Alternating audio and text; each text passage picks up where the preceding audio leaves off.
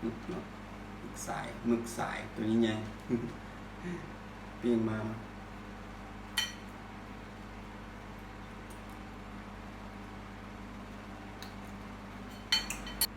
สบายดีขอต้อนรับเข้าสู่ช่องนี้สอนชาแนลเนาะเมื่อนี้พบกันที่เช้าวันเสาร์เนาะมื้อนี้จะเป็นอาหารก็คือไปลุยทะเลเนี่ยหน่อยนึงนี่ก็คือปิ้งปลาหมึกขาดไปได้แล้วนะนี่คือแจวซีฟู้ดเนาะแล้วก็มีซอสโซยุหน่อยนึงก็มีแกงจืดเนาะเมนูที่ขาดไปได้เลยคือผักสดเนาะนี่มีหมักแตงแล้วก็นี่ก็สลัดกรอบเนาะเดี๋ยวมากินข้าวกันเลยปล่อยมาได้กินข้าวเช้ากันมาเด้อทุกคนกินข้าวกัน ขอขอบใจ FC ทั้งฝั่งไทยเนาะก็คือในการติดตามกันมาเนาะโดยตลอดและก็อย่าลืมเนาะกดไลค์กดแชร์กด Subscribe เพื่อเป็นกำลังใจให้เนาะนี่ก็คือคลิปบ้านๆของเราเนาะในช่องอีสอนชาแนลข้าพเจ้ากับซึกี้เนาะส่วนใหญ่ก็จะว่าเป็นช่องอีสอนชาแนลอะไรก็เพราะว่าเป็นซื้อแท้เดี๋ยวผมเริ่มคำแรกแห้งหมักเลยเนาะเอาเริ่มที่ปลาหมึกกันเลยหมึกเนาะหมึกสายตัวนี้ไงปิ้งมา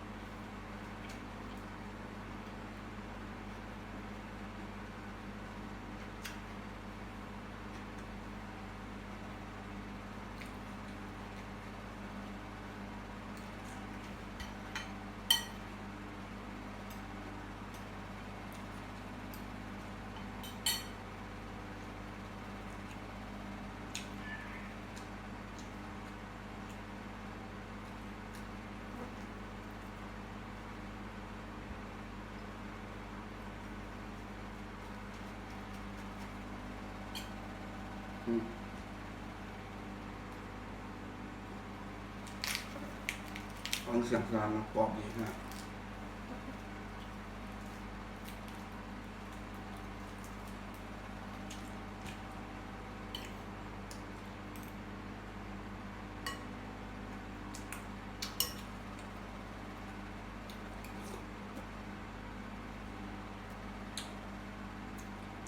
อันนี้ก็เป็นแกงจืดวุ้นเส้นเนาะแกงจืดวุ้นเส้นใส่กับพวกผักเนาะบอกว่าจะเป็นหัวกระรดหัวไชเท้าหรือว่าเนาะเป็นแกงจืด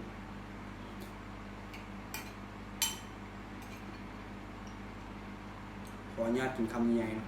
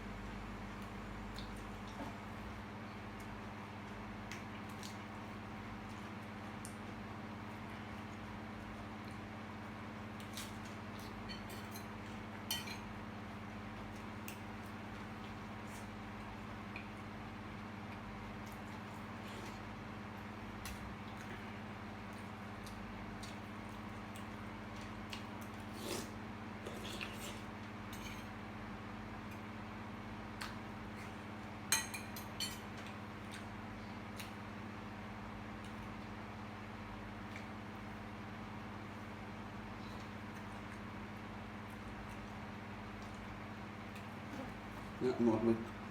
ย่างหมด ไม่ได้เห็นทุกคนเบิ่งเนาะเป็นยังไงก็ขอเน้นกำลังใจเนาะสำหรับคนที่เข้ามาเบิ่งเนาะก็อย่าลืมกดไลค์กดแชร์กด Subscribe เนาะเพื่อเป็นกำลังใจช่วงนี้ก็บ่ได้ค่อยลงคลิปปานใดเพราะว่ามีเวียกเนี่ยมีภารกิจเนี่ยก็เลยบ่ได้ลงปานใดก็พยายามอัพให้มันทีๆแล้วเนาะส่วนใหญ่ก็จะเป็น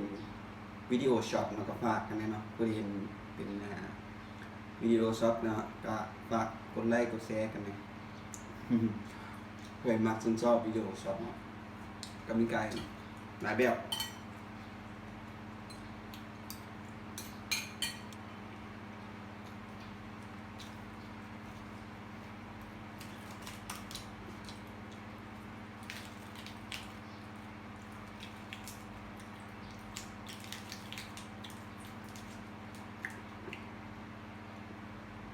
สลัดมีกรอบอีกนะ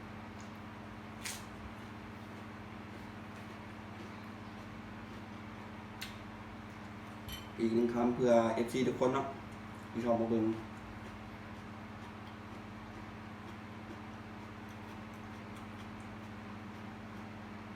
กินไปแล้วไปมันเสียมันยัด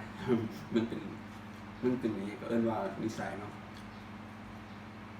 การที่นางกินละลาบมันก็คือมันก็บ่คักอย่างไรว่าคือนางมันมีกินไปเรื่อยๆ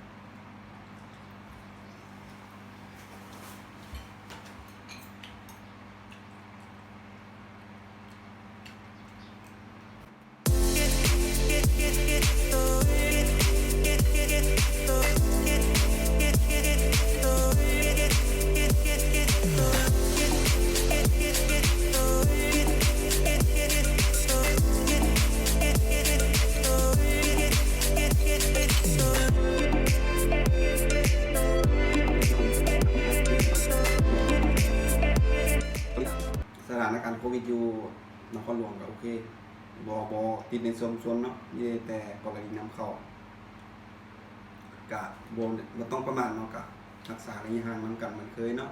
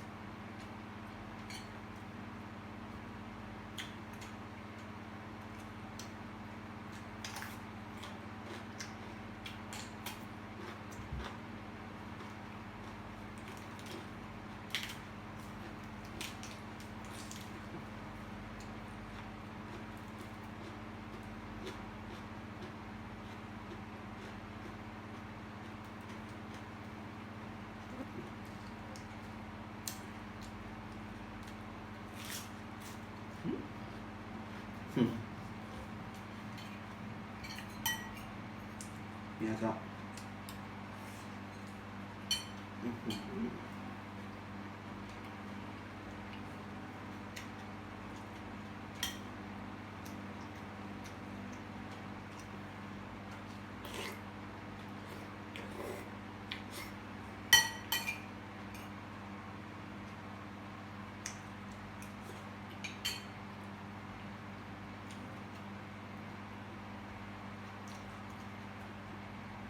ใช่ซึ่งนี่ก็กินคนเดียวบ่เบิดดอกเนาะแต่ว่ากำลังทิปแล้วก็ร้านก็กินมันเนาะแล้วซึ่งนี่เคยกินบ่เบิดดอกมีคนมากินหลาย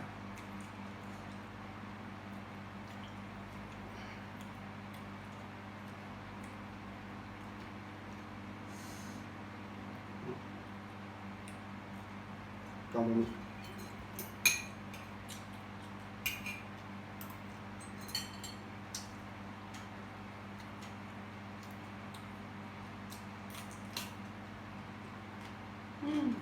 งปอผี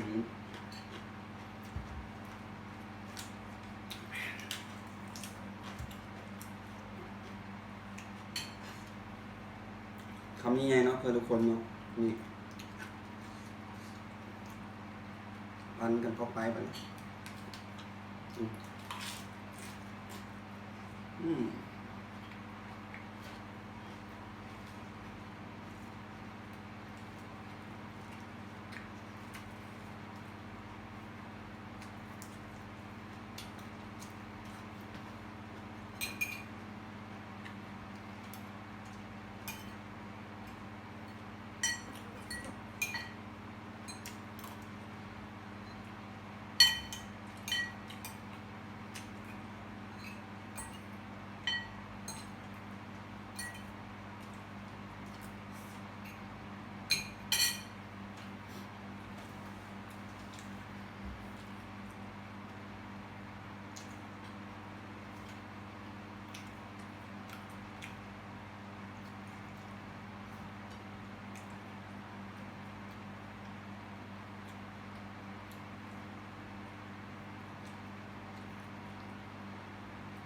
ใช่จะปิดคลิปแล้วเนาะขอขอบใจสำหรับทุกคนที่เข้ามาติดตามนะไม่ว่าจะเป็น FC ฝั่งไทยหรือว่าฝั่งลาวมันก็ขอขอบใจหลายๆเนาะ